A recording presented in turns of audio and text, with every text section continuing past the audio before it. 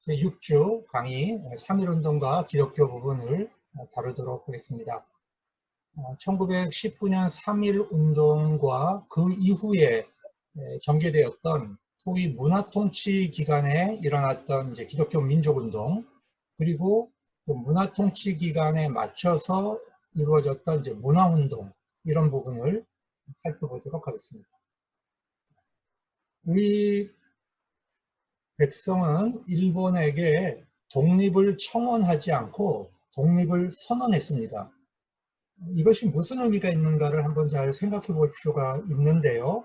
그 당시에 이제 독립을 청원하자는 그룹이 있었고 독립을 선언하자는 그룹이 있었습니다. 이 둘 사이에 상당히 이제 운동 방식을 놓고 갈등이 있었는데, 선언을 택했다라고 하는 것은 이제 굉장히 놀라운 일입니다. 일본을 상대로 해서 그 당시에 최대 강대국 중에 하나였던 일본을 상대로 우리가 독립했다고 선언하는 것은 사실상 현실성이 좀 없어 보이는 그런 방식이었죠. 그러나 청원을 한다고 해서 일본 사람들이 그것을 들어줬을 리도 만무합니다. 그런데 우리 지도자들은 독립을 선언하면서 그 선언이 안에 담겨 있는 그 뜻을 전 세계와 우리 국민에게 전파하기를 원했던 것입니다. 그래서 독립선언서의 그 앞부분 일부를 우리가 살펴보면 이분들의 그 철학이 어떤 것이었는가 하는 것을 우리가 알 수가 있습니다. 먼저 우리는 조선이 독립한 나라이고 조선 사람이 자주적 민족임을 선언한다, 이렇게 선언을 그냥 해버렸습니다. 또 만국에 알려 인류 평등의 큰 도의를 만국으로 알리고 자손 만대의 민족의 독자적 생존에 정당한 권리를 누려 가지게 하려 하는 것이다 했습니다. 그래서 이 지도자들은 인류를 향하여 우리 민족의 그 자주성과 독립성을 선언했고, 우리 자손들이 나라를 뺏기지 않고 독자적으로 영원히 살아갈 수 있는 기틀을 마련하자는 그런 그 사상을 가지고 있었습니다. 그러니까 일본 사람들에게 청원을 해서 그런 식의 태도를 가지지 않고 당당하게 민족 자손 만대에게 떳떳할 수 있는 그런 선언을 하게 된 것입니다. 이 선언을 하게 되는 근거는 뭐냐? 우리 민족은 반만년 역사를 살아오면서 한 번도 남의 속국이 된 적이 없었다는 것이죠. 그 권위에 의지해서 선언을 하는 것이고 2천만 민중의 충성을 합해서 선언을 하는 것이고 민족의 자유 발전을 위해서 선언을 하는 것입니다. 또 이것은 인류 양심의 갈로에 기초해서 세계 개조의 큰 기회와 시운에 맞춰서 하는 것이다. 그 당시에 윌슨의 민족 자결주의 원리가 나왔잖아요. 그리고 1차 세계대전이 끝난 상황이죠. 그러니까 그런 시대 변화에 또 우리가 맞춰서 우리가 독립을 선언한다고 하는 것입니다. 이것은 하늘의 지시고 시대의 큰 추세고 전 인류 공동생존권의 정당한 발동이기 때문에 천하의 어떤 힘도, 일본 힘 정도가 아니라 천하의 어떤 힘도 우리 민족의 독립을 막고 억누르지 못할 것이다. 이런 당당한 선언을 하면서 시작을 한 것입니다. 작년이 3.1운동 100주년이 되는 해였고요. 올해가 101주년이 되는 해입니다. 그래서 우리가 다시 한번 이 3.1운동의 의미와 우리 3.1운동과 기독교의 관계를 깊이 생각해 볼 수 있기를 바랍니다. 3.1운동은 그 주도하는 과정에서 기독교 교회가 가장 주도적인 활동을 했습니다. 준비하는 단계, 점화하는 단계, 그 다음에 전국적으로 만세운동을 이끌고 가는 과정이 기독교가 이제 주도를 하게 됩니다.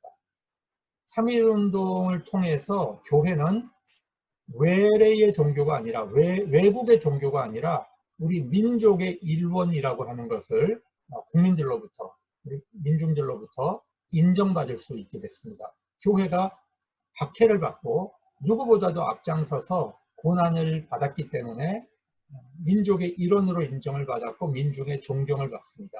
그래서 3.1운동 이후에 교회가 급성장하는 것을 우리가 보게 됩니다. 그래서 교회가 살아갈 때에, 교회가 살아갈 수 있는 것은 우리가 영적으로는 복음의 본질을 수호하고 확대하는 것이지만 바깥으로는 우리 민족이 져야 하는 십자가를 피해 가서는 안 된다고 하는 것을 우리가 배워야 합니다. 3.1운동의 배경을 살펴보겠는데요.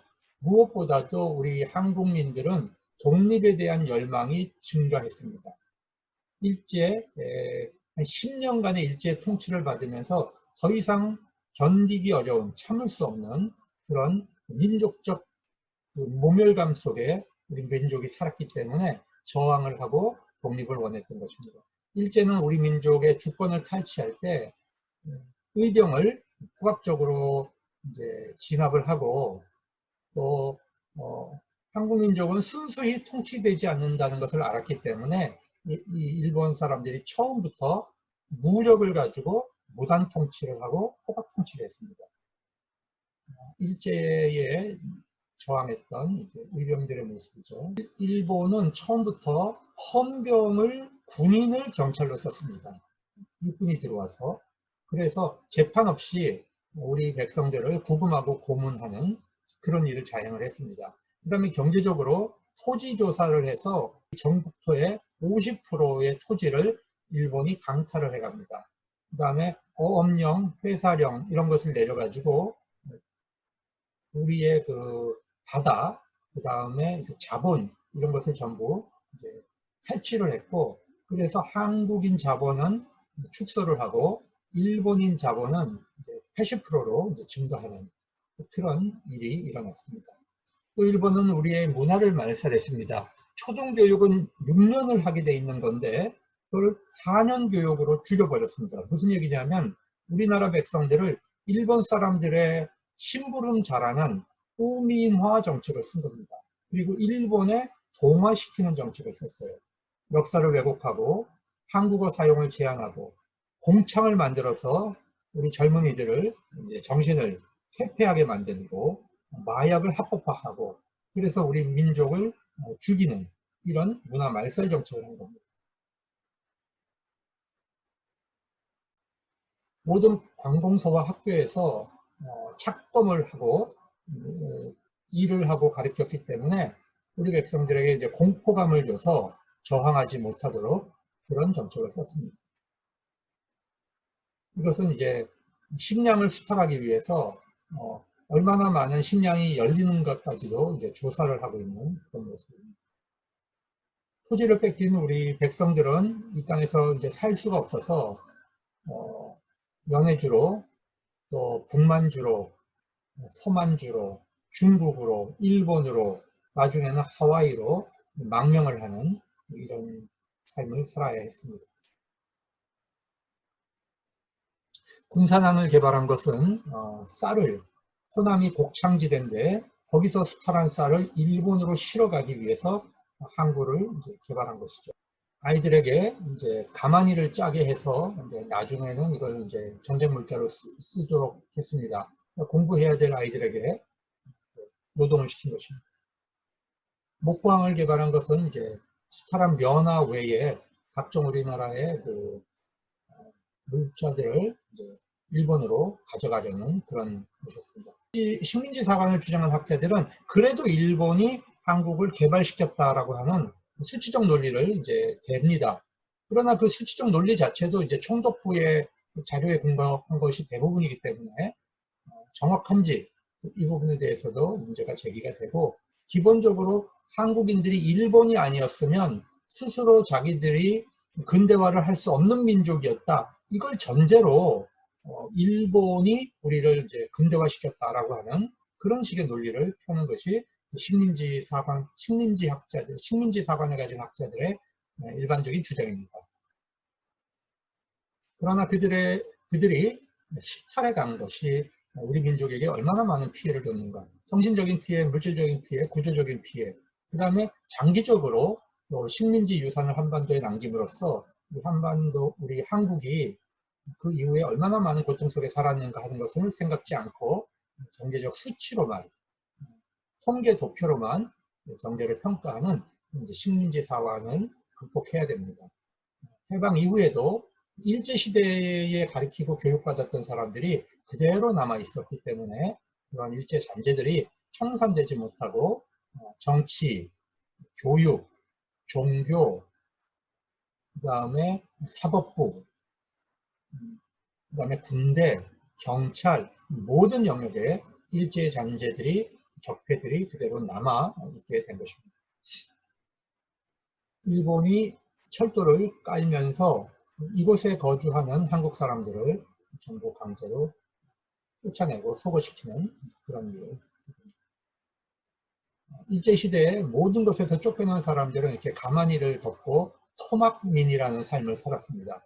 이것이 이제 엄청나게 많은 한국인들이 이런 삶을. 그 다음에 일본은 민족을 차별했습니다. 사법행정기관에서 한국인을 차별했고, 언론 신앙 결사의 자유를 박탈했고, 해외여행을 하지 못하게 막았습니다. 그 다음에 종교 탄압을 했죠. 우리가 지난주에 배웠습니다. 개정사립학교법을 만들었고, 포교 규칙을 만들어서 각종 종교를 억압하고 탄압을 했습니다. 그 와중에서도 한국교회는 성장을 하고 있었습니다. 장로교회는 1912년에 총회를 조직했고요. 장로교 감리교가 연합기관인 장감협의회를 1918년에 만들게 됩니다. 교세가 20만 명가량으로 이제 성장을 합니다. 약 9만 명의 교인이 세례교인이었고, 이것은 우리 인구의 약 1.5%에 해당하는 다양한 비밀결사 조직이 증가하고 있었습니다. 이때 이제 윌슨의 민족 자결주의가 나왔죠. 그러니까 1차 세계대전이 끝난 이후에 식민지를 갖고 있다가 패전한 나라들, 독일, 그다음에 터키, 뭐 이런 나라들의 식민지를 어떻게 처리할 거냐, 이 부분에 대해서 이제 윌슨은 그 민족에게 자결을 주자 하는 자결주의를 선포한 겁니다. 그러나 이 민족 자결주의는 승전국의 식민지에는 전혀 해당이 되지 않았고요. 우리 민족은 일본인들의 식민지였는데 일본은 승전국으로 분류가 됩니다. 그래서 우리 민족에게는 윌슨의 민족 자결주의가 전혀 해당되지 않는 그런 조건이었습니다. 그럼에도 불구하고 우리 선조들은, 독립운동가들은 그 기회를 이용해서 한국의 독립을 선언하려고 했습니다. 이때 고종 황제가 세상을 떠나는데요. 독살됐다고 하는 설이 유포가 됐고 그 가능성이 굉장히 많습니다. 독살됐을 확률이 굉장히 많습니다. 그래서 이제 고종 황제의 장례 행렬입니다. 이 부분은. 그러면 이제 3.1 운동이 이제 전개되고 교회가 어떻게 이제 얼마나 순환을 받았는가 하는 것을 말씀드리겠습니다.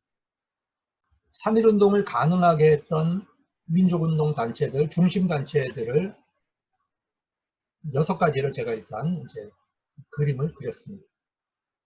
중국에 신한청년단이라고 하는 그 조직이 있었는데요. 이 조직의 이제 핵심 인물들은 과거에 신민의 운동을 했던 분들입니다. 과거에 신민의 운동을 했던 분들이 이제 상해로 망명을 해서 거기서 이제 독립운동을 하다가 윌슨의 민족 자결주의가 발표됐다는 이야기를 듣고 파리 평화회담에 우리 한국인 대표를 보내려고 결심을 합니다. 그래서 김주식 박사를 이제 보내게 되는데요. 한국에서 대표를 보내려고 하면 한국의 정치를 대표하는 기관이 있어야 되잖아요. 그렇지만 우리는 나라가 없고 정부가 없습니다. 그래서 이 친한청년단이 정당을 만든 겁니다. 일종의 정치 정당, 신한청년당이라고도 부릅니다. 단이라고도 부르고, 그렇게 해서 그 정치 대표들을 그 파리 평화회담에 보내려고 한 것입니다. 그리고 나서 한국 안에서 전국적인 만세운동을 일으킴을 통해서 전 세계가 한국의 이슈에 집중할 수 있도록 만들려고 준비를 한 겁니다. 그러니까 상해에 있는 이 신한청년단이 3.1 운동을 준비하는 가장 중심적인 역할을 한 단체입니다. 그래서 이 신한청년단들이 이제 만세운동을 준비하려고 하다 보니까 세 군데로 자기들의 대표를 보냅니다. 먼저 일본의 이제 한인 유학생들, 동경 유학생들 사이에서 만세와 독립운동 선언이 나오도록 그렇게 이제 대표를 보냈고요. 그래서 이제 이강수가 가서 이제 28선언서 같은 걸 이제 기초하게 되죠. 그래서 동경에서 2월 8일 날 독립선언서가 나옵니다. 그리고 신한청년단 대표가 이제 기독교 대표인 이승훈 선생을 만나고 천도교 대표인 최남선을 만납니다. 그리고 28선언서가 나온 이후에 동경 유학생들이 들어와서 기독교도 접촉하고 천도교도 접촉을 해요. 이런 와중 속에서 기독교와 천도교와 학생 조직이 각각 따로따로 만세운동을 준비하다가 최남선 선생과 이승훈 선생이 우리 민족연합전선을 만들자 그렇게 제안을 합니다. 그래서 종교를 초월해서 기독교와 천도교가 연합전선을 하기로 결정을 하니까 학생운동 조직인 YMCA에서 우리도 그럼 민족운동에 합류하겠다. 그렇게 해서 이제 들어오게 됩니다. 그리고 우리가 이제 불교도 함께 가자. 이제 그렇게 결의를 해서 불교 대표 두 사람이 들어오게 되는데 사실상 불교는 주도적인 참여를 하지 못합니다. 대부분의 불교가 지난번에도 말씀드렸지만 친일 불교화돼 있었고요. 여기는 천주교가 또 들어오지 않잖아요. 그죠? 천주교가 얼마나 또 친일적인 조직이었나 일제시대에 하는 것을 보여줍니다. 이 그림만 보면 준비했던 전체 조직이 나옵니다. 그런데 여기서 이제 기독교를 한번 찾아보세요. 신한청년단, 그 지도자들의 많은 수가 기독교 지도자들입니다. 동경 유학생들, 기독교인들이 대부분이었습니다. 그 다음에 서북 기독교 조직, YMCA 조직, 기독교 조직이죠. 그러니까 6개의 조직 중에서 4개의 조직이 기독교를 기반하고 있었다 하는 것을 우리가 알 수 있죠. 자, 조금 더 구체적으로 보겠습니다. 상해에서 이 신한청년단이 조직이 됐잖아요. 자, 파리 평화회담의 대표자를 파송했는데 그리고 나서 여운형 선생이 입국을 해요. 그리고 이상재와 이승훈을 접촉하는 거죠. 그러니까 이승훈은 서북 기독교의 지도자였고 이상재는 YMCA의 지도자였습니다. 그리고 미국 대통령의 특사였던 크레인을 만나서 우리가 프랑스 파리에 한국인 대표를 파송하는데 좀 협조해달라 그렇게 요청을 하고 김주식 선생을 이제 보내게 됩니다. 여러분 이 신한청년단의 주요 인물들의 종교를 보십시오. 제가 우리 독립운동사 국가가 이제 편찬했던 거기서 이제 인물들을 제가 찾아냈어요. 이분들 신한청년단의 주요 인물들인데 이 종교 편향을 보십시오. 다 기독교 아닙니까? 중요 인물들이 보시면 목사 김병조 목사님, 김순애 선생님은 이제 김주식 박사의 부인이었고 김주식 선생, 그 다음에 선우혁, 여운형 선생도 그 당시에 이제 평양신학교를 다니다가 이제 중국으로 가신 거예요. 장덕수 선생, 김구, 손정도 목사님은 이제 감리교 목사님이고 도인것 여기도 신민회 출신이죠.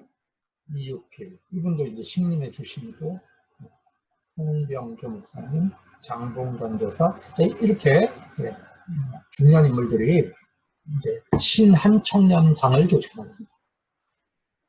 여운형 씨고요. 김주식 박사가 이제 프랑스에 가서 파리의 회담에 참여하려고 했는데 김주식 박사의 목소리에 그 대표들이 귀를 기울여 주지 않습니다. 일본인들의 방해가 너무 심했고 그래서 김주식 박사가 파리를 떠나면서 고별연설한 내용이 프랑스 신문에 실려 있는 겁니다.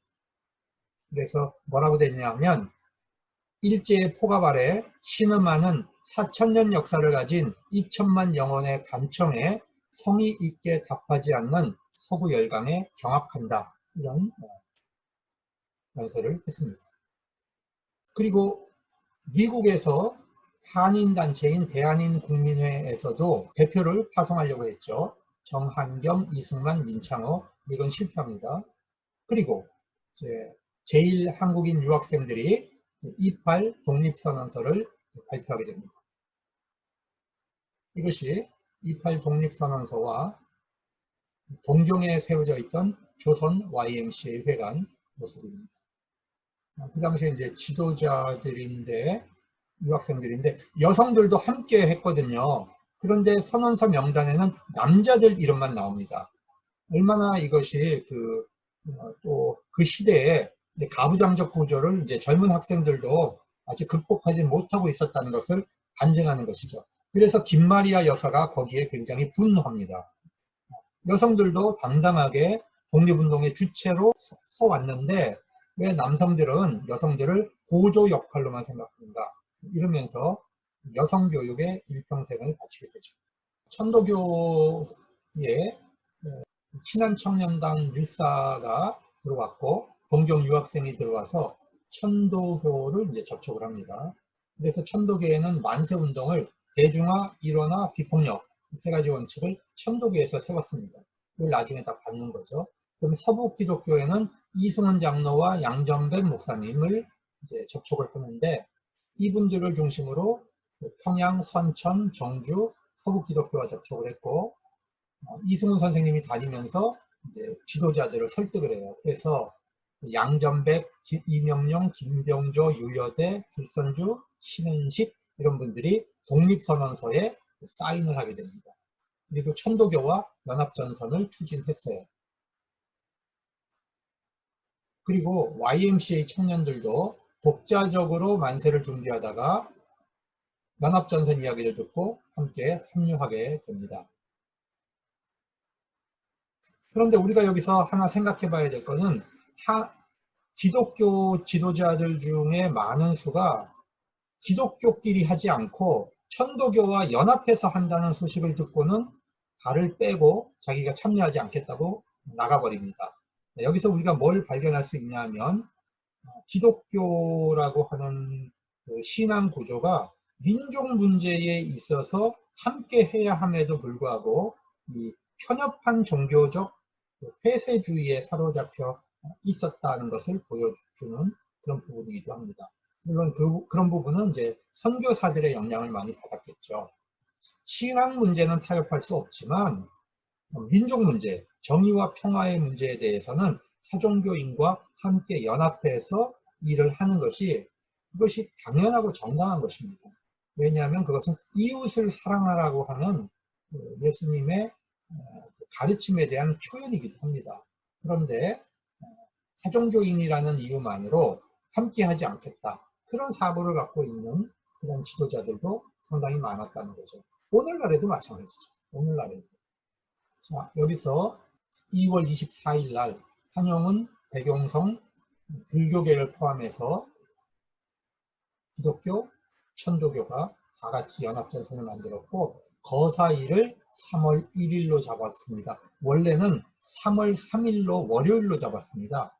고종황제의 인산일로 잡았는데 월요일은 우리 기독교가 뭐 일하기가 참 좋지 않은 날입니다. 그렇죠? 예배 드리고 나서 이제 월요일은 주로 목회자들은 쉬고 또 교인들은 다 흩어지잖아요. 그래서 기독교를 배려해서 기독교가 거사를 준비할 것을 배려해서 3월 1일로 이렇게 이제 날을 잡은 겁니다. 민족 대표가 33인이었어요. 기독교 16분, 천도교 15분, 불교 2명이 있었는데 원래 준비 과정에서는 48명의 대표가 있었습니다. 그런데 다 잡혀가고 나면 누군가가 남아서 뒤처리를 해야 되기 때문에 33인만 서명을 하고 나머지 15분은 서명을 하지 않고 숨겨뒀습니다.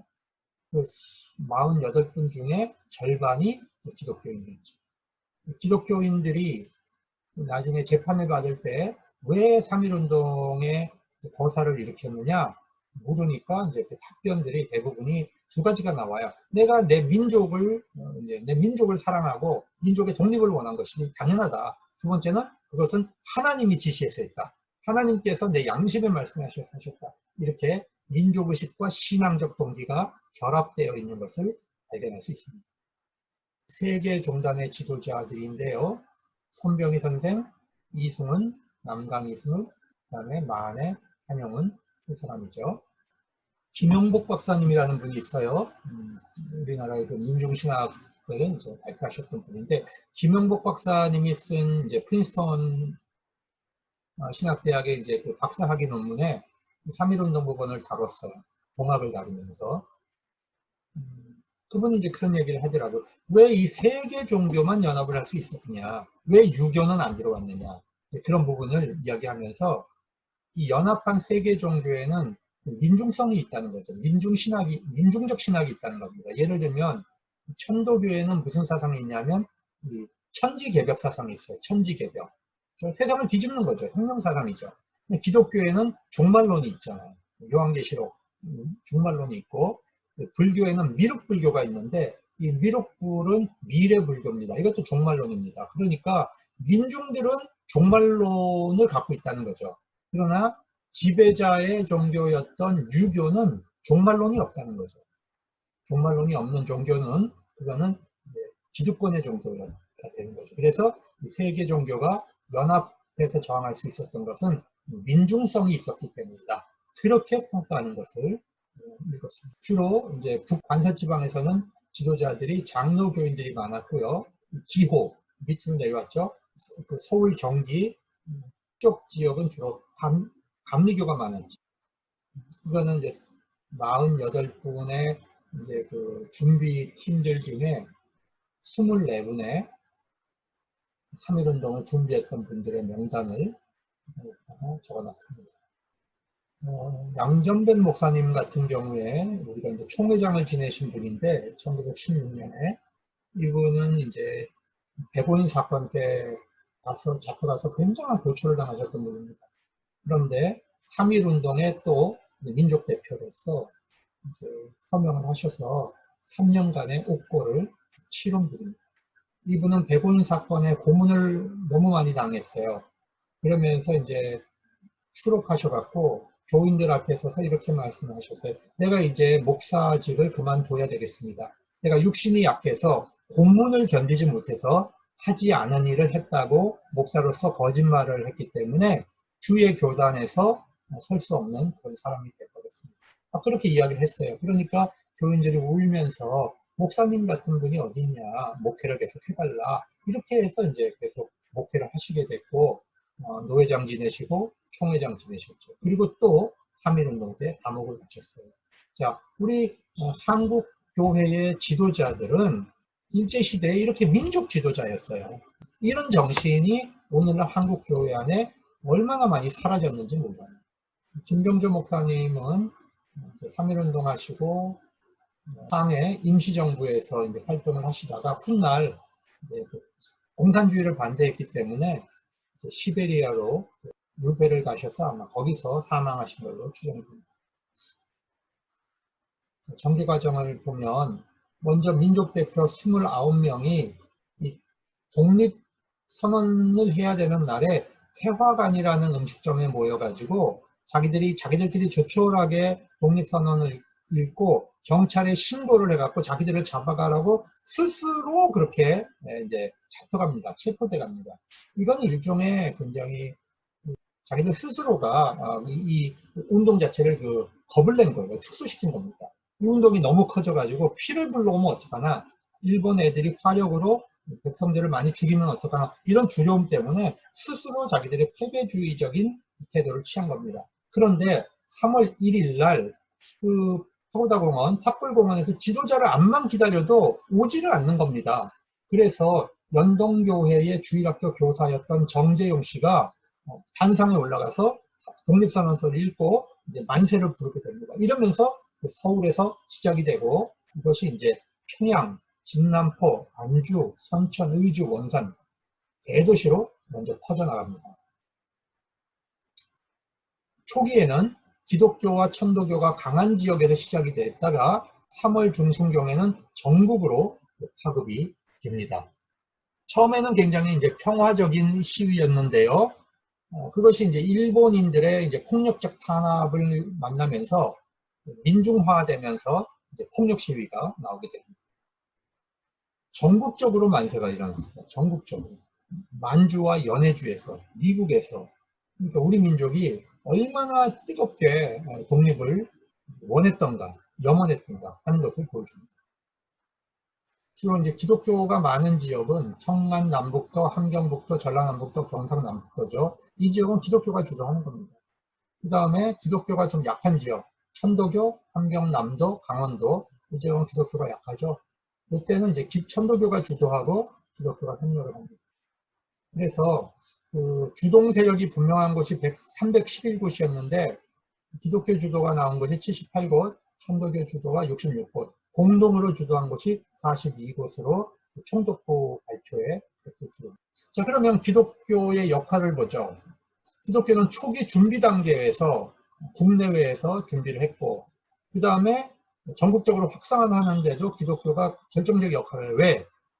전국의 유일한 게 전국 조직을 갖추고 있는 곳은 교회밖에 없었습니다. 교회는 전국 조직을 갖추고 있었고 도회지에 교회를 가지고 있었죠. 그리고 교회는 국제 여론을 만들어낼 수가 있습니다. 그리고 교회는 투표를 하고 장로를 뽑기 때문에 민주주의 훈련이 되어 있는 사람들이에요. 그리고 학교와 교회에는 청년들이 있었기 때문에 이 청년들이 독립선언서를 만들고 인쇄하고 조직망을 만들고 이런 것을 준비할 수 있었습니다. 그리고 당일날 교회가 종소리가 울리면서 만세할 수 있겠죠. 그러니까 이런 그 조직하고 이 망을 짜는 네트워크를 짜는 유일한 조직이 기독교였다고 하는 것을 우리가 알 수 있습니다. 천도교는 주로 도시에 안 있고 산속에 들어가 있죠. 강원도라든지 이런 데. 그러니까 이야기 하나 해드리겠습니다. 3월 2일이 주일이잖아요. 3월 1일이 이제 만세가 시작됐고 대구에서 예배를 드리는데 이제 브루엠 선교사가 있었습니다. 이분이 예배 드리려고 준비해 놓은 게 뭐였냐면 십자가 곤병들아가 이제 그 찬송가 예배 드릴 때 부르려고 했던 노래예요. 근데 십자가 곤병들아 그걸 부르면 일본 사람들이 생각할 때 이거 뭐야? 교회가 이제 군병을 만들자고 하는 거 아니야? 이렇게 오해를 받을 수 있겠다고 생각을 한 겁니다. 브로멘 목사가. 그래서 자기가 생각해낸 게 이제 Rock of Ages라고 하는 이제 그 주님은 이제 그 반석이죠, 반석. 그런데 한국에서 이 찬송이 어떻게 번역이 되어 있습니까? 만세 반석이잖아요. 이 만세라고 하는 것은 만년 동안, 그죠? 만년. 영원을 뜻하는 거죠. 영원한 반석이신 이런 뜻이잖아요. 만세 반석이 열리니. 근데 막상 부르고 나니까 대한독립 만세 할 때 그 만세와 만세 반석 열리니 할 때 만세가 또 오해받을 수 있겠다는 생각 때문에 이 브로엔 목사가 가슴이 철렁했다. 이런 이야기가 전해져 옵니다. 그러니까 좀 독립선언서 여기 이분이 이제 54년에 전쟁 끝나고 이제 서울로 올라와서 과거에 3.1운동 할 때 이제 만세 불렀던 장소를 이제 두 분이 와서 이제 돌아보는 거죠. 정재용 씨, 최강선 선생 두 분이 돌아보는 거죠. 만세를 부르고 있는 여성인데 복장이 이제 까만 복장이잖아요. 그러니까 이제 직업, 특수 직업을 갖고 있는 여성들, 기생들도 만세에 참여했다. 이런 것을 보여주는 시민들이 만세하는 장면이고요. 유관순 일사, 강원도 모곡에 이제 어린 학생들이 만세 부르고 있는 거고, 이걸 보면 해외 모습을 좀 볼 텐데요. 필라델피아, 하와이, 3.1운동을 주도했던 우리 교회의 대표자들, 유여대 목사는 의주에서 만세를 주도했고요. 김선두 총회장은 제 7대 총회장인데 이제 만세를 주도해서 폭포를 치릅니다. 일본 사람들은 이제 교회가 만세 운동의 주동인 것을 알고 교회를 아주 대대적으로 탄압을 합니다. 성남 강서에서는 교인을 향해서 이제 총격을 가해서 현장에서 43명이 즉사하고 20명이 중상을 입었고요. 정주에서는 이제 교인을 학살하고 교회 방화를 합니다. 서울의 기독교인들 어떤 교회에서는 십자가에 묶어놓고 이제 총검으로 찔렀습니다. 호주에서는 예배당을 방화하고 파괴했고, 천안 병천에서도 학살이 일어나고, 수원 제암리 교회 방화 사건은 우리가 잘 알고 있는 이야기죠. 이렇게 교회가 집중 탄압의 대상이 됐습니다. 총독부 통계인데요. 3월, 5월에 전국적으로 202만 명이 참가했습니다. 202만 명. 그러니까 우리가 이제 1600만 명인데 엄청나게 많은 퍼센트가 만세를 부른 거죠. 전국의 218개 군에서 212개 군이 만세를 부른 겁니다. 그러니까 전국적으로 부른 거예요. 어느 곳에서도 빠지지 않고 전국적으로. 총독부 보고에서 그렇게 이제 정확하다고 볼 수는 없지만 그럼에도 불구하고 이제 5만 명이 체포됐고 1명 이상의 이제 사상자가 나온 겁니다. 여기 보시면 이제 피검자 19,500명 중에 종교인이 32% 정도로 분류가 됩니다. 그 중에 기독교인이 17.3%예요. 그러니까 체포된 사람들 중에 기독교인이 17.3%라는 얘기인데 그것은 기독교 인구가 1.5%였다는 것을 생각할 때 기독교인들이 얼마나 주도적으로 만세 운동을 불렀는가 하는 것을 보여주는 겁니다. 교역자들 중에 천도교 125명, 불교 110명, 기독교가 이제 압도적으로 많죠. 여성도 471명 중에, 이건 3월 5월 통계입니다. 여성이 이제 65.6%가 기독교인이었습니다. 그러니까 여성들이 더 적극적이었던 것이죠. 이거 보시면, 체포된 이제 사람들 중에서 이 숫자는 이제 한 47%는 이제 종교가 없는 사람으로 분류가 됐고, 종교인들 중에서 20%는 이제 밝혀지지 않았어요. 그러나 그 가운데서 17% 이상이 기독교인이었습니다. 제암리 교회 불타기 전의 모습이에요. 이건 이제 제암리 학살 현장입니다. 그 불탄 그 집, 그 다음에 그 시신 옆에서 이제 넋을 놓고 있는 어머니와 이제 부인, 일본 사람들이 훗날 일본 교회가 제암리 학살 사건에 자기들 국가가 저질렀던 범죄를 이제 사과하는 의미에서 추모비를 여기에 세웠습니다. 일본 교회입니다. 3.1운동 참여국입니다. 민족의 독립의지를 표명했고요. 일제가 조선을 개화시키고 있다는 거짓 선전을 전 세계에 폭로할 수가 있었습니다. 그리고 3.1운동을 통해서 임시정부가 나왔고 이제 민주공화국이 앞으로 우리 민족이 가야 할 길이라고 하는 정체를 세웁니다.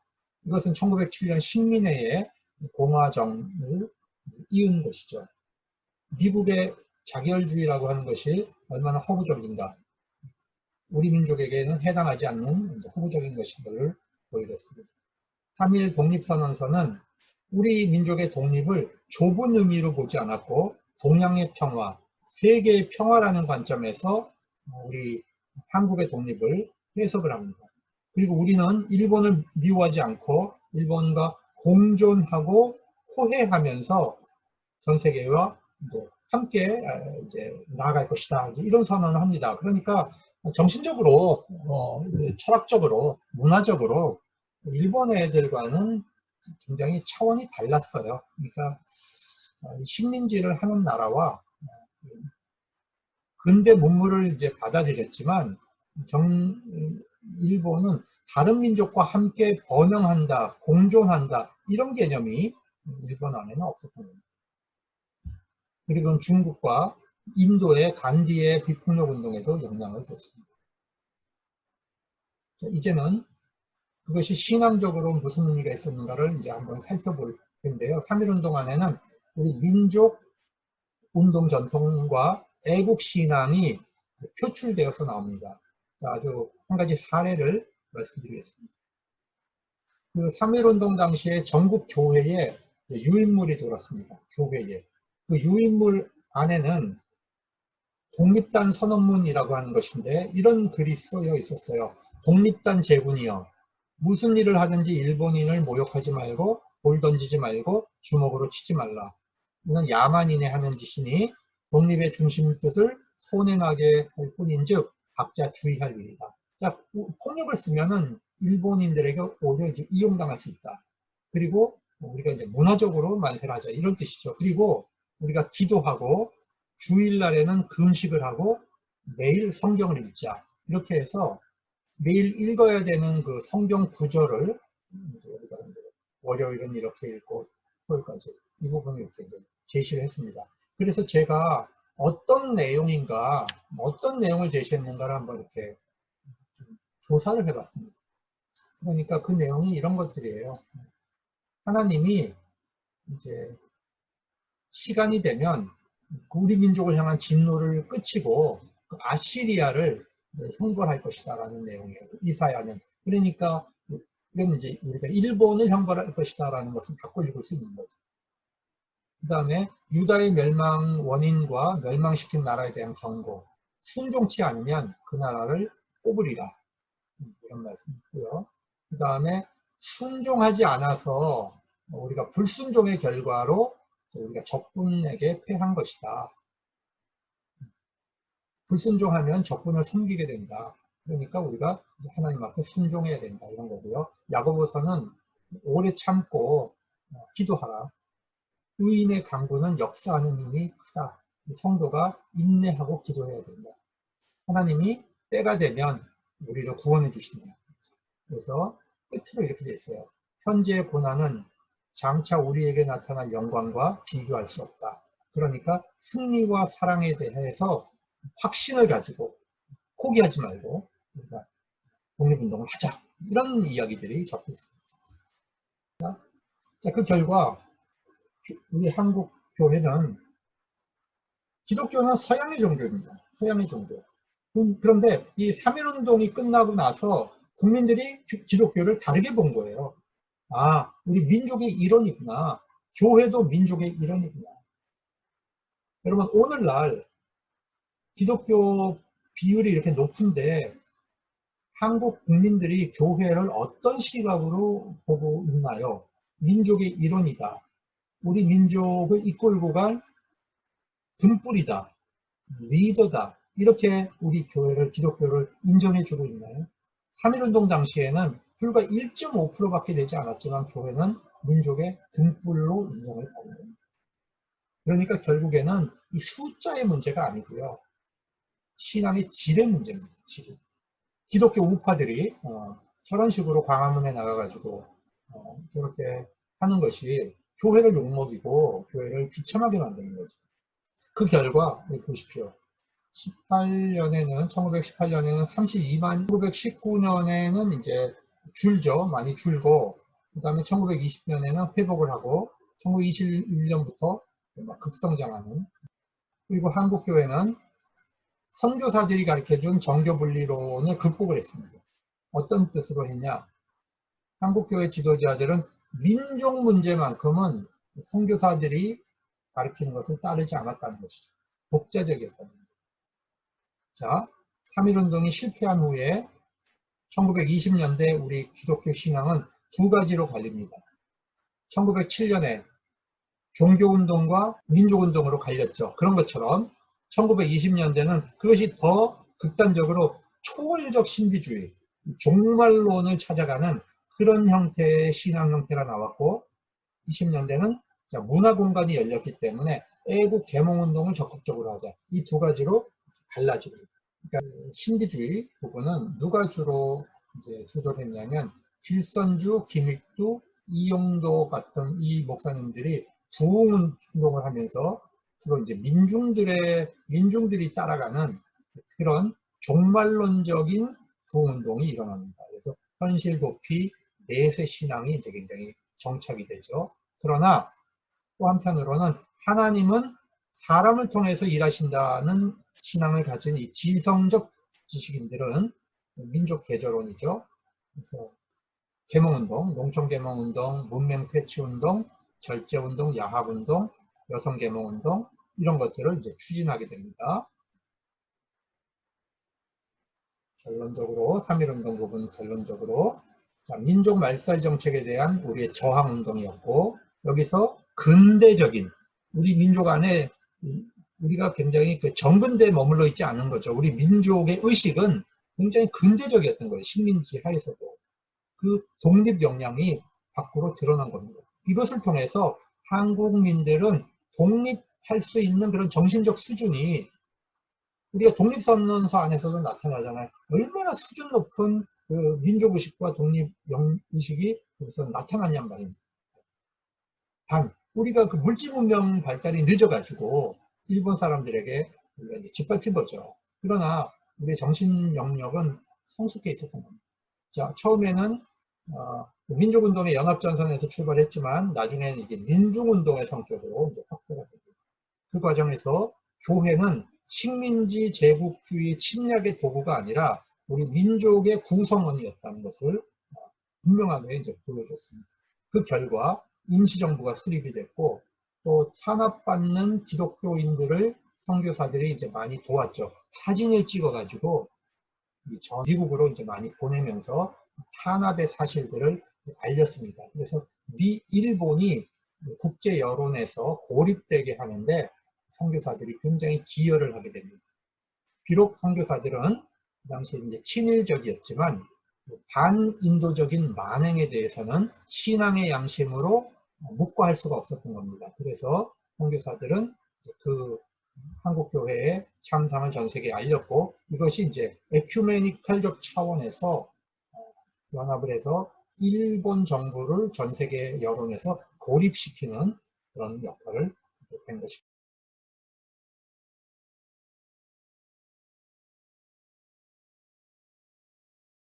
일본이 이 한국인들의 3.1운동으로 인해서 국제적으로 굉장히 고립이 됐습니다.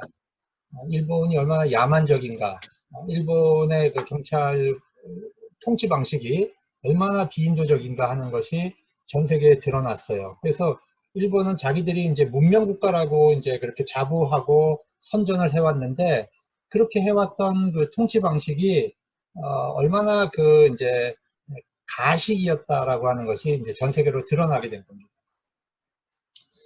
그러다 보니까 이제 일본이 그 한국인들을 이제 통치하는 방식을 이제 바꿀 수밖에 없었습니다. 그래서 무단 통치에서 이제 문화 통치로 전환을 하는 거죠. 일종의 이제 유화 제스처를 취하는데, 그래서 총독을 이제 그 사이토 총독으로 이제 바꿔서 데려옵니다.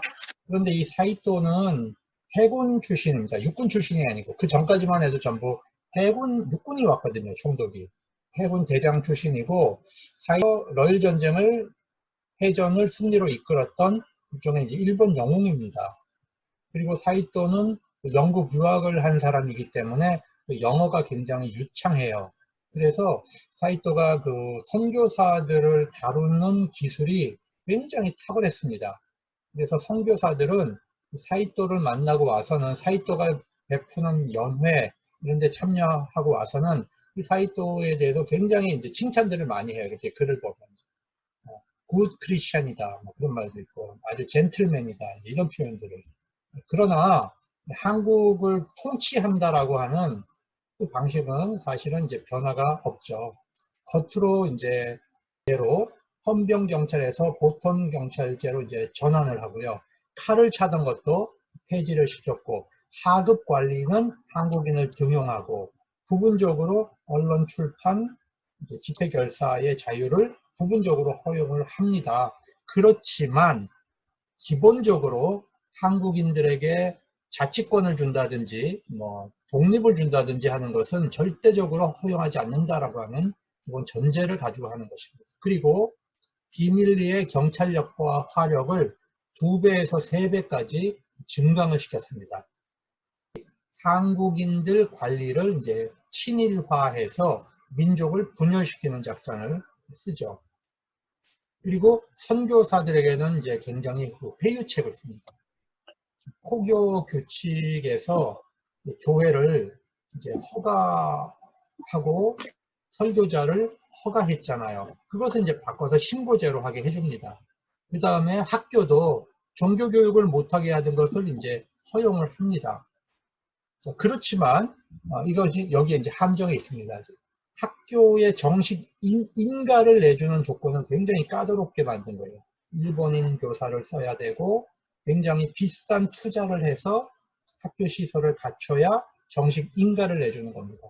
그런데 미션 스쿨들이 그걸 따라올 수가 없었어요. 그러니까 미션 스쿨들은 대부분의 학교들은 미인가로 이제 다 학교를 유지해야 되고 몇몇 개만 찍어서 한두 개만 찍어서 정부가 요구하는 그 수준을 맞춰 나가기 시작을 한 거죠. 이러다 보니까 인가를 받지 못한 학교의 학생들은 데모를 하는 겁니다. 아니 우리 똑같이 중등과정 공부했는데 왜 우리는 고등학교 갈 자격을 안 주냐. 학생들의 이제 파업이 일어나고 저항이 일어나면서 미션 스쿨들이 전부 어려워집니다. 이런 작전을 쓴 겁니다. 사이토고요. 자, 이 당시에 이제 1920년대 중요한 특징이 사회주의가 등장합니다. 1917년에 볼셰비키 혁명이 성공을 하죠, 그죠? 볼셰비키 혁명이 성공을 하면서 이제 사회주의 운동이 들어오는데 그 전에 이제 지식인들의 기독교 비판이 이제 등장을 했습니다. 그 전까지만 해도 기독교에 대해서 굉장히 높은 평가를 했는데 문화 통치가 되면서 기독교의 그 수준이 사실 드러난 거예요. 이광수 씨가 기독교를 이렇게 비판해요. 교육자들이 너무 무식하다. 철학도 알고 인문학도 알고 좀 수준이 있어야 되는데 그 배운 거 없이 그냥 주석서 갖다 놓고 뺏겨서 설교하고 이 정도의 수준을 가지고 어떻게 교육자라고 할 수 있느냐. 그리고 정통만 갖다 대면 마구 그 비합리적인 행동을 정통이라는 이름으로 저지르는 정통의 폭군이다. 오늘날에도 그런 사람 많잖아요. 정통교리 뭐 이런 거 얘기하면서 비합리적인 행동들 하는 사람들이 있죠. 너무 배타적이다 신앙이. 그리고 이성과 과학과 문화가 없는 현실 도피 신앙을 갖는다. 이런 부분으로 이제 기독교를 비판을 해요. 그런데 그래도 지식인의 비판은 애정이 있어요. 애정 어린 비판입니다. 그러나 사회주의자들의 비판은 질이 달랐습니다. 사회주의자들은 기독교에 대해서 이렇게 본 겁니다. 제국주의와 자본주의의 주구다, 주구. 그리고 기독교는 일제히 협력을 하는 반민족 단체다. 현실을 긍정하고 복종을 강요해서 독립정신을 말살시키고 있다. 미신과 허위를 가리킨다. 이런 차원에서 유물론, 무신론적 관점에서 반종교운동을 전개한 겁니다.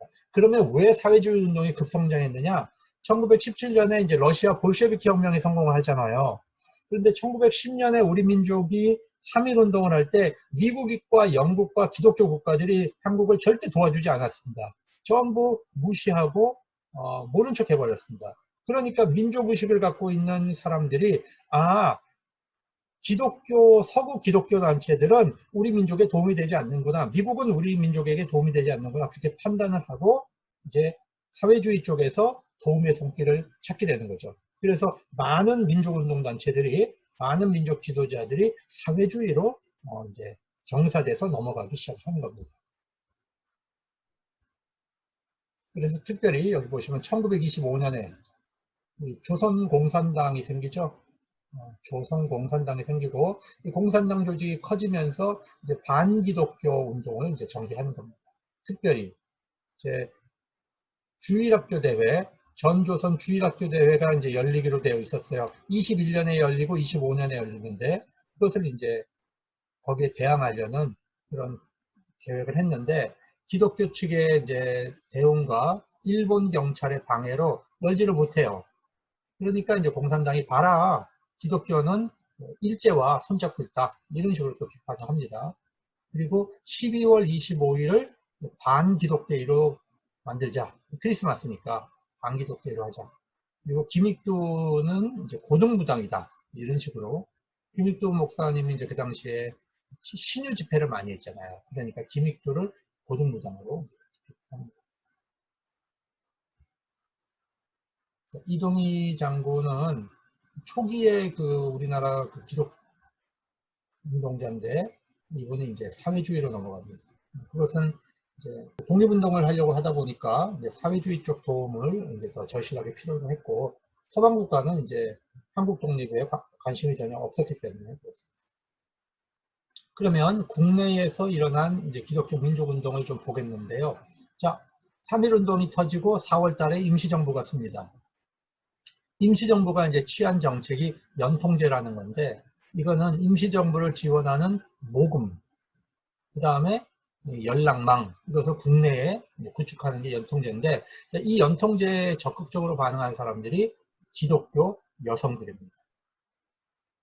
자, 3월 달에 혈성부인회가 만들어지는데, 기독교인들로 왜 그랬을까요? 이거는 일본 애들이 많은 사람들을 잡아다가 가뒀잖아요. 그죠? 감옥에 갑니다. 그러면 그 감옥에 가 있는 사람들을 지원해야 되고, 영치금도 넣어야 되고, 뭐 입을 것도 넣어줘야 되죠. 그리고 그 가족들이 먹고 살기 힘드니까 보살펴줘야 됩니다. 이런 조직을 하기 위해서 장로교 쪽에 정신여학교 출신들로 이제 혈성부인회를 이제 조직을 하게 되는 거죠.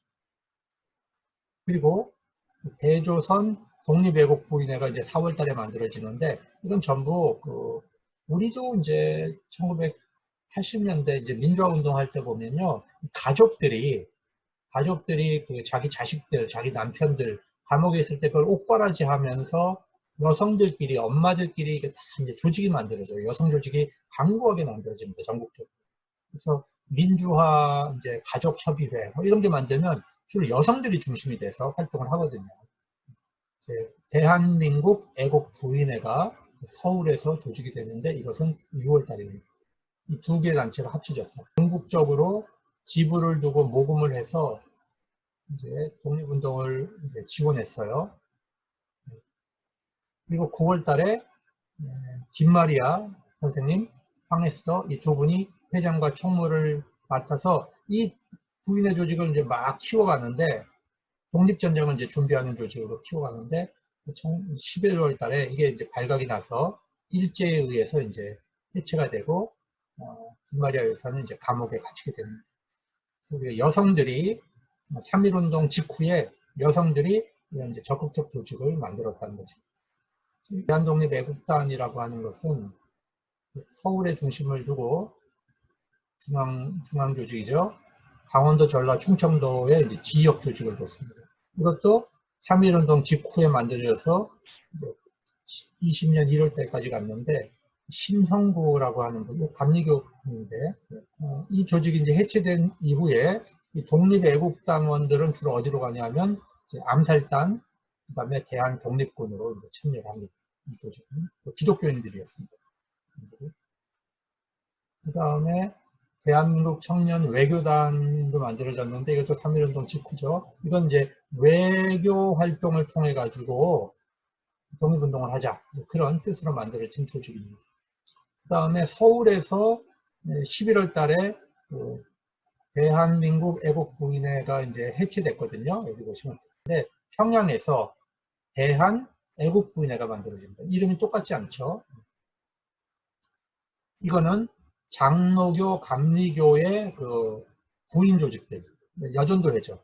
여전도회가 상당수 이제 중심이 돼서 1년 가까이 비밀리에 애국부인회 조직을 만들어서 동지를 규합하고 군자금을 모으고 독립운동의 요원을 원조했어요. 근데 재밌는 거는 100여 명의 회원이 있었는데 50%는 교사였고 30%가 전도부인이었다는 거죠. 그러니까 우리가 한국 기독교인들의 이 전도부인들이 전도하는 행위와 애국 독립운동하는 행위가 분리되어 있지 않았다는 겁니다.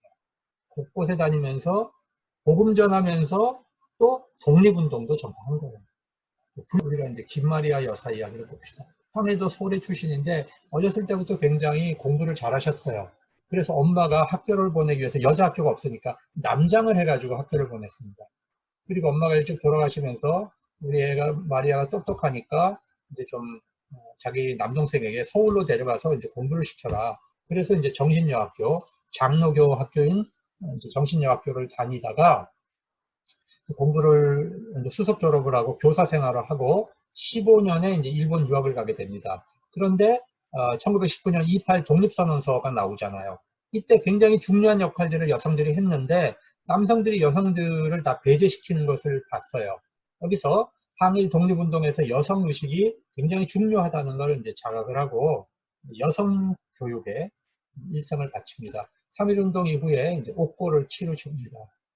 여기 보시면 얼마나 이제 고문을 당했는지 모른다. 사실은 인두로요, 가슴을 찢어가지고, 이분은 이제 평생 결혼 안 하고 그냥 사셨어요. 몸을 다 망가뜨려 놨습니다.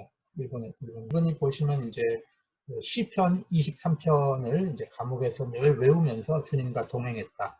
그리고 대한민국 애국 부인회는 남자 애국의 보조 역할을 하는 것이 아니고 동등한 국민 권리를 수행한다. 이런 주장을 하셨습니다. 병보석 중에 이제 상해로 도망을 가셔서 망명을 하셔서 임시정부 활동을 하다가 이제 미국으로 가서 신학을 공부하고 돌아옵니다. 그런데 우리가 한번 비교를 해볼 필요가 있어요. 감리교의 김알란, 그 다음에 장로교의 김마리아. 너무 대조적인 인물이에요. 둘 다 미국에 가서 공부를 했어요. 그런데 한 분은 어떻게 됩니까? 일제에 적극적으로 협력을 해서 신사참배뿐만 아니라 정신대에 여성들이 나가도록 독려하는 일을 하잖아요. 김알란 박사는. 그죠? 이화를 지킨다는 명목으로. 그러나 김마리아 여사는 신사참배 끝까지 하지 않았고 상시개명도 하지 않았고 너무나 비교되는 부분의 여성 지도자였죠. 우리 학교에 강후구 교수라고 계십니다. 강후구. 여기 이제 의회로 활동하시는 분은 강우규입니다. 이분은 이제 장로교 장로님이셨고 교육 사업을 하시다가 이제 시베리아로 가서 이제 한인들을 위한 국권 회복 운동을 합니다. 그러다가 대한 노인 동맹에 가입을 하시고 사이토 총독이 1919년 9월 달에 들어오는데 사이토 총독 일행을 향해서 폭탄을 던졌습니다. 그때 연세가 65세. 대단하지 않습니까? 여러분 그 당시에 65세면 거의 뭐 돌아가실 날 보고 있는 그 시대 아닙니까? 그런데 이분은 그 연세에 청년들도 하기 힘든 그 용기 있는 일을 하셨죠. 그래서 왜 이런 일을 했느냐 물으니까 일본 사람들이 하나님의 계명을 위반했다는 거죠. 첫째, 도둑질 하지 말라. 도둑질 하지 말라고 그랬는데 우리 민족을 도둑질해 갔다. 국가를. 두 번째, 우리 민족 자결을 멸시했기 때문에 이제 거사를 했다. 그런데 마음 아픈 것은요. 이 친일파 악질 형사였던 김태석이가 강우구 의사를 이제 추격해서 체포하고 고문을 합니다. 그리고 나서 이제 해방 이후에 반민특위가 만들어져서 김태석에게 사형을 내렸는데 이승만 정권 하에 이 친일파 놈들이 이 김태석이를 석방해 준 거예요. 자, 서울역, 그 서부역 쪽이죠. 여기에서 이제 그 폭탄을 던진 겁니다. 사이토를 향해서. 그래서 이 자리에 강우규 의사 동상이 세워져 있습니다. 이분은 이제 이런 얘기를 합니다. 내 평생 나라 위에 한 일이 없으니 부끄럽다. 내가 자나깨나 잊을 수 없는 것이 우리 청년들의 교육인데 내가 죽어서 청년들 가슴에 조그마한 충격이라도 줄 수 있다면 그것은 내가 소원하는 일이다.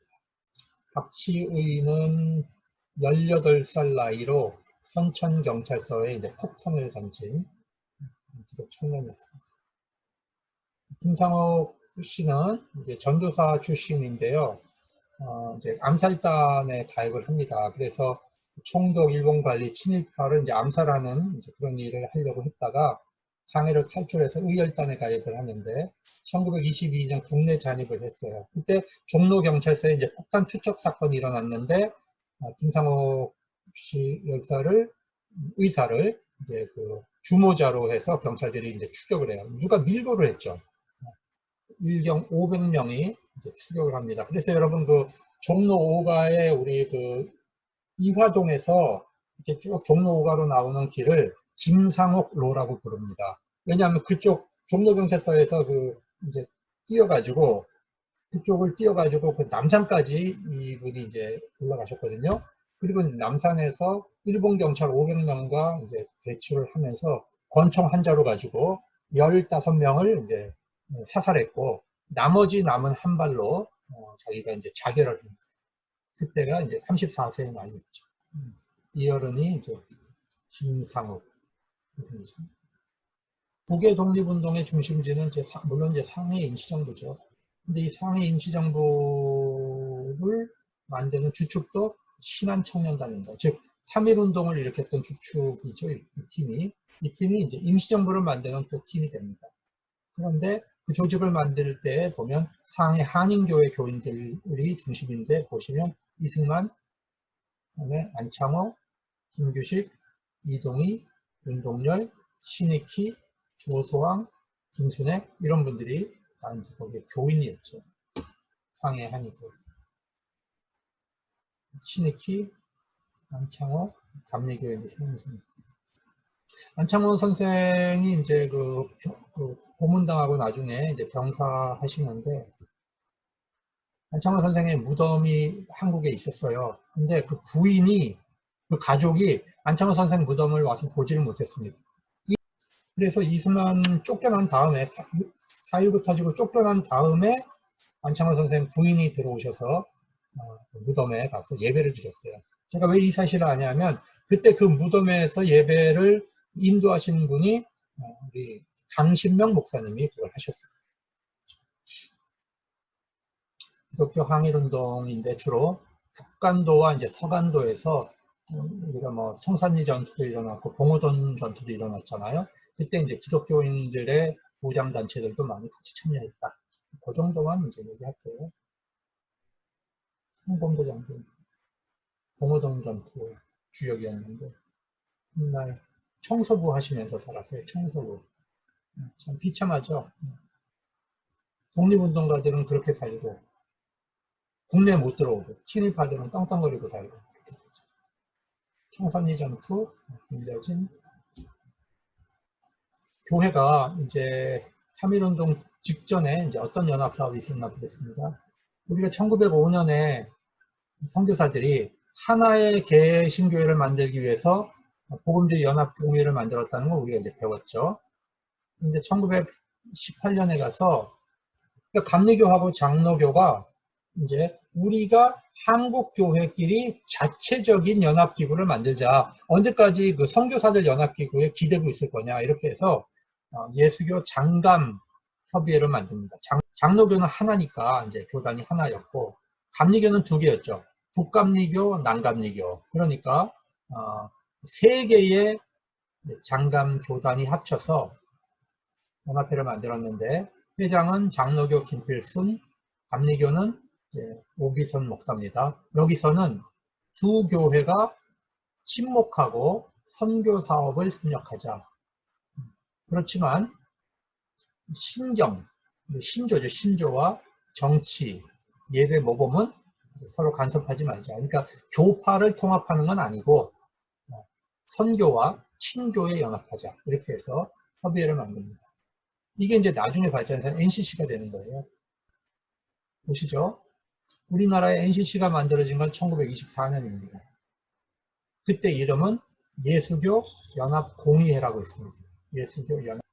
구조를 보면 장로교, 미감리회, 남감리회, 그러니까 북감리회, 남감리회죠. 그러니까 이 조직은 뭐죠? 결국에는 장감협의회죠. 장감협의회. 그리고 여기 6개의 선교사 단체는 선교사 연합공의회죠. 그러니까 선교사들 조직과 우리 한국의 장감 교단이 연합을 함으로써 NCC가 만들어지는 거예요. 그리고 거기에 성소공회가 들어오고 당시에 이제 YMC가 들어왔어요. 이렇게 해서 1924년에 NCC의 모체인 연합공회가 예수교 연합공회가 만들어집니다. 그걸 이제 기억하시면 되겠습니다. 그 다음에 이제 해방 이후에 대한기독교연합회라고 했다가 한국기독교교회협의회로 이름을 붙이죠. 그러나 영문명은 전부 똑같이 NCC입니다. 그러면 NCC가 무슨 일을 했는지 좀 볼 필요가 있겠죠. 자, 반기독교 운동이 너무 심각하게 일어났습니다. 지식인들의 신사조, 사회주의의 반기독교 운동. 여기에 대처해야 돼요. 대처하려면 뭘 해야 되죠? 목사들 질을 높여야 됩니다. 목사들이 너무 수준이 낮으면 이 성장하는 다음 세대를 가르칠 수가 없어요. 그래서 신학, 교육, 질적 상승의 노력을 합니다. 그리고 연합운동 하게 되죠. 그 다음에 신문, 기독신보라고 하는 연합신문을 1915년부터 꾸준히 이제 내게 됩니다. 병원과 학교, 연합으로 운영을 합니다. 여러분, 숭실학교도 사실은 이게 처음에는 장로교와 감리교가 같이 했어요. 평양에서.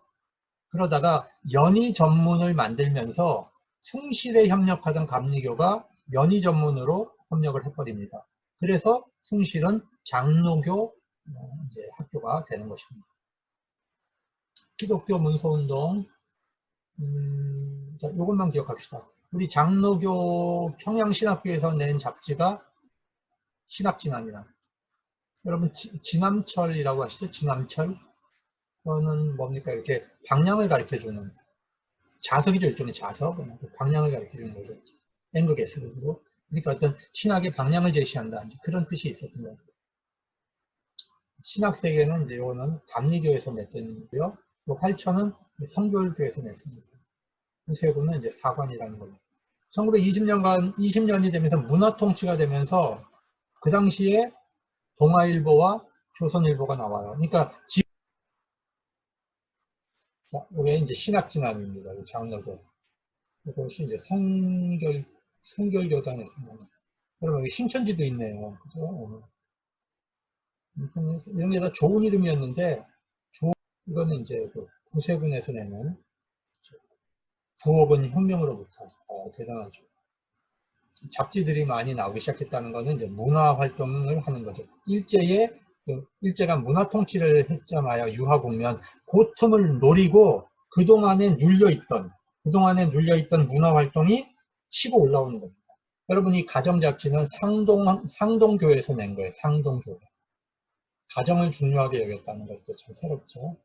선교사들만이 출판사를 가지고 있었습니다. 그 당시에. 기독교인 출판사는 선교사들만이 산문 출판사, 그죠? 기독교 서회 이런 거는 전부 연합기구, 기독교 연합기구잖아요. 그러니까 한국인 기독교인들이 우리가 주체적으로 그 문화 사업을 하자, 출판 사업을 하자. 그렇게 해서 YMCA 인사들을 중심으로 시작했던 게 여러분 외워두십시오. 창문사라고 하는 겁니다. 창문사. 재정이 뒷받침이 안 돼서 결국에는 25년에 문을 닫습니다. 그렇지만 의미가 있었어요. 선교사들에 의존하지 않고 한국의 기독교인들이 주체적인 언론운동을 하려고 했다는 것이죠. 2차 3.1운동 이후에 일본 사람들이 유화 국면을 이제 취하다 보니까 학교에서 이제 성경 과목을 할 수 있도록 이제 활용을 했고 한국어 사용도 이제 가능하도록 했는데, 자, 이거 봅시다. 1922년에 조선교육령을 이제 새로 선포해요. 여기서 일본어를 사용하는 학교와 한국어를 사용하는 학교로 구분을 하고, 일본어 사용은 전부 뭐 일본어 교육을 하니까 여기서 조선인들이 한국어를 선택 과목으로 쓸 수 있게 합니다. 그런데 한국어를 사용하는 학교에서는 마음대로 교육을 할 수 없게 돼 있어요. 반드시 뭘 가르쳐야 돼요? 반드시 일본어 가르쳐야 되고, 반드시 일본 역사 배워야 되고, 일본 지리를 배워야 됩니다. 그리고 교과서도 한국인들이 마음대로 쓸 수 있는 게 아니고 일본 총독부가 만들어준 교과서를 쓰게 이렇게 해놓은 겁니다. 그래서 결국에는 뭐냐? 결국에는 민족교육을 못하게 막고 내선일체 교육. 그래서 내선이라는 말은 뭐냐면 내는 일본을 얘기하는 거예요. 일본은 조선을 얘기하는 거죠. 그러니까 조선과 일본을 하나로 묶는 그런 이제 교육이 이때부터 이제 시작됐다고 봐야 되는 거죠. 1920년도. 이거는 제가 아까 얘기했습니다. 인가를 내줘갖고 인가 조건을 굉장히 까다롭게 했다 그랬죠. 그래서 여기에 못 따라오면 정식 학교가 아니라 이제 잡종학교, 각종학교로 분류해서 거기 졸업생들이 진급을 못해요. 그러니까 이제 공맹 휴학을 하고 학교가 어려워집니다. 일본 조선어 독본 총독부 발행한 책을 읽는 겁니다.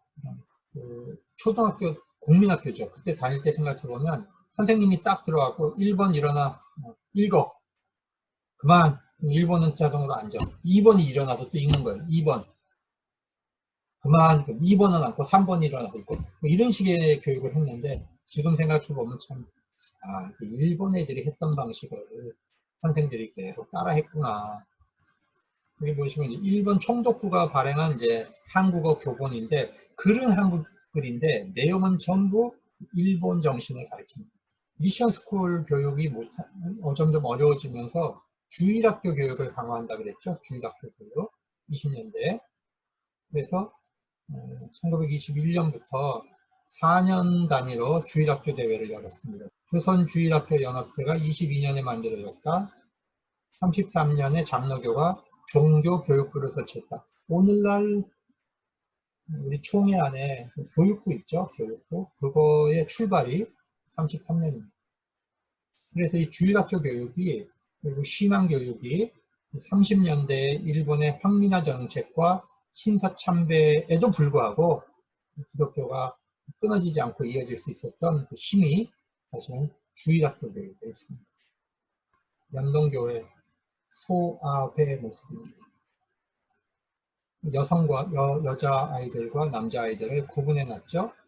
남녀 칠세 부동석 그죠? 근데 보세요, 깨끗하죠? 이 당시 아이들은요, 콧물 흘리고 머리 못 감고 막 그렇게 살았어요. 근데 그 아이들이 이렇게 깔끔하고 이쁘다는 건 뭐냐? 양반집 아이들이라는 거예요. 양반집 아이들. 이거는 이제 주일학교 전국대회 하고 있는 장면입니다. 지금 여기 설교하고 있는 사람은 언더우드고요. 여기 보시면 이제 주일학교 교사들이 모였죠. 근데 여기 앉아있는 요 머리 딴 아이들 아마 성가대 같아요. 성가대.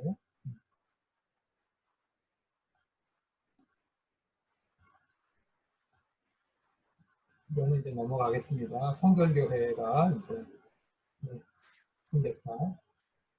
성공회. 고세군이 이제 1928년에 자선남비합니다. 자선남비.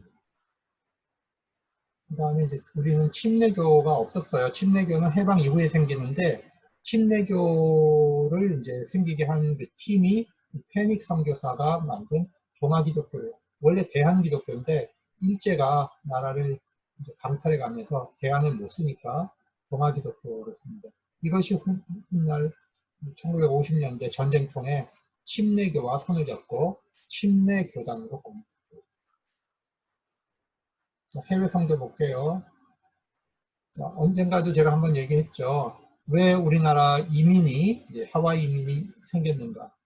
1901년에 우리나라가 전국적으로 가뭄이 들어서요. 수만 명이 굶어 죽어요.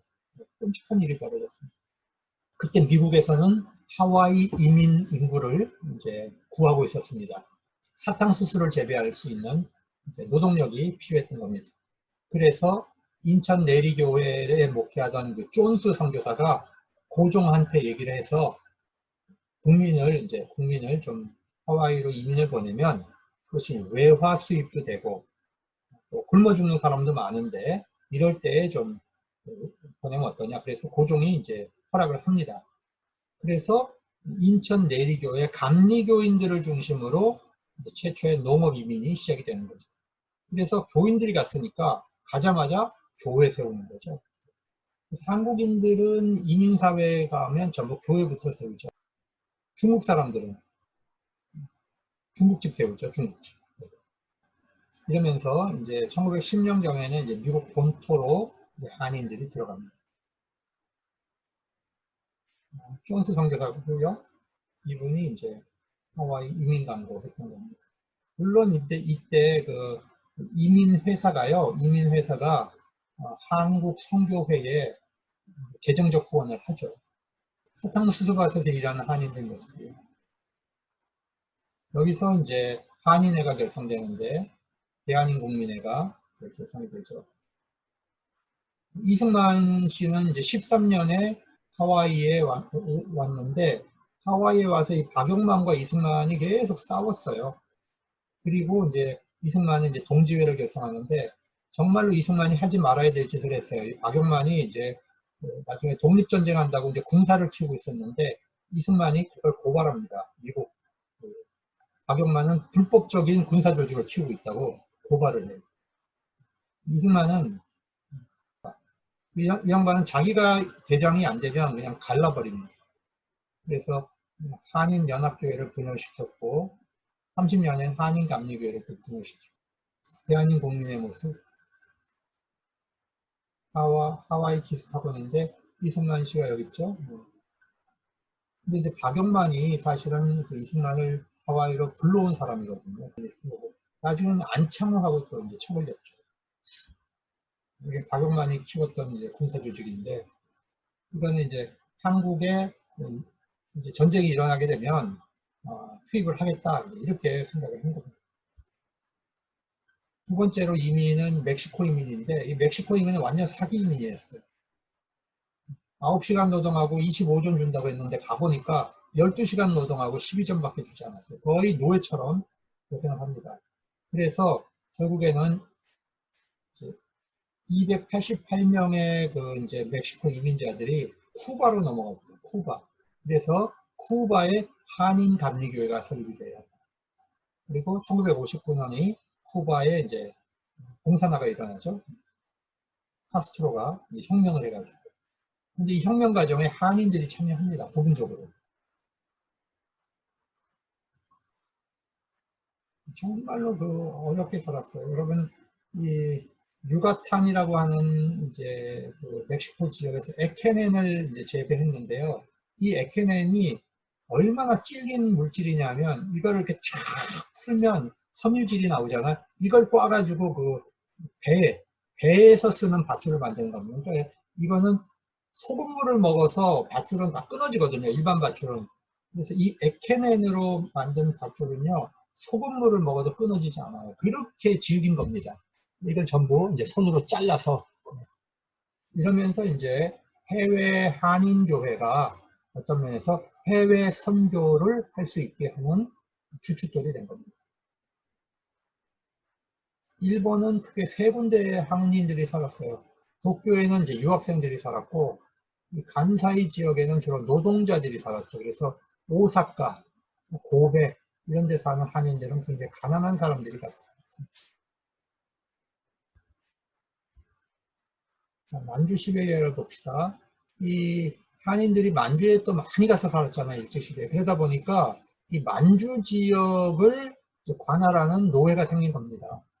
여기 보시면 만주에 이제 봉촌노회, 봉촌노회는 이제 장로교 소속이죠. 그 다음에 여기 감리교가 또 이제 관할하는 그 구역이 있었고요. 여기는 이제 북만노회가 또 서 있었고, 이쪽 그 블라디보스톡 소련 지역은 남감리교가 선교구역을 가지고 있었습니다. 근데 이 간도 지역은 북간도, 여기 이제 캐나다 소속이었고, 여기 서간도는 국장역의 소속입니다. 그래서 이 만주 지역에도 한인들이 많았기 때문에 여기도 이제 많은 선교사들이 나갔고, 근데 이곳의 역사가 우리가 지금 알 수가 없어요. 여기 역사를 알아야 사실은 한국교회사가 완성이 되는데 이쪽에 있는 자료, 교회들 이런 것들을 우리가 지금 좀 누군가 작업을 했어야 되는데 제가 이게 중국어를 몰라가지고 이렇게 해서 이제 오늘 수업을 전체적으로 마치도록 하겠습니다.